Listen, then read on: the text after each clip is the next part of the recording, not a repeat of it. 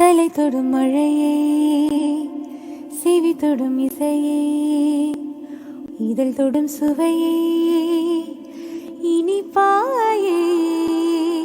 வெயில் தொடும் திசையே, விரல் தொடும் கணையே, உடல் தொடும் உடையே, நெய்வாயே. உனக்குள் நானே உருகும் இரவில் உள்ளத்தை நான் சொல்லவா,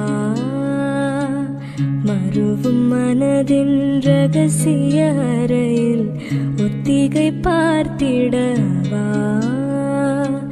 சிறகச் சிறக உன்னில் என்னை தொலைத்த மொழி சொல்லவா, சொல்லால் சொல்லும் என்னை